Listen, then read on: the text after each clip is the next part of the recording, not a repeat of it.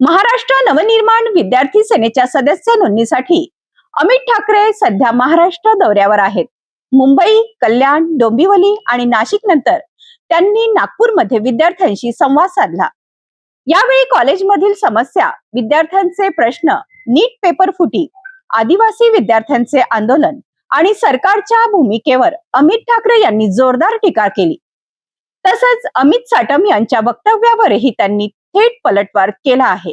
बोलू शकेल आता चालू होतं आज दौरा आहे। उगाच आपण बाईट घेण्यासाठी नको घेऊया, आपण मी तुमच्याशी चर्चा करू, आपण नंतर बोलतो ना मी काय परिस्थिती आहे नागपूरची। सर आपण आदिवासी विद्यार्थ्यांना भेटणार आहात का? आदिवासी विद्यार्थ्यांना भेटणार आहात का? अनेक दिवसांचे हो, मी सगळ्यांना भेटणार आहे। मी काल बोललो त्यांच्याशी, मी त्यांना भेटणार आहे।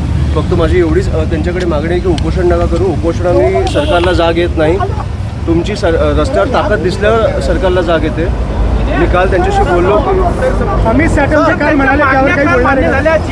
सरकार त्यांना वारंवार त्यांना गुमराह करताना मित्रांना जी मेन मागणी होती वयाची अट रद्द करावी, तो जीआर रद्द केलेला आहे सरकारने, काय सांगा?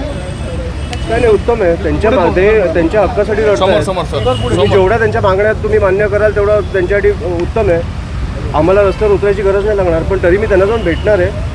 खरंच मला बघायचं आहे मागण्या मान्य झाल्यात की नाही झाल्यात, आणि 14 दिवस उपोषणाला बसल्यानंतर 15व्या दिवशी सरकारला जाग येते, हे खूप दुर्दैवी आहे। नागपूर दौऱ्यात अमित ठाकरे यांनी विद्यार्थ्यांच्या समस्या जाणून घेण्यासोबतच सरकारच्या कार्यपद्धतीवर जोरदार टीका केली आहे।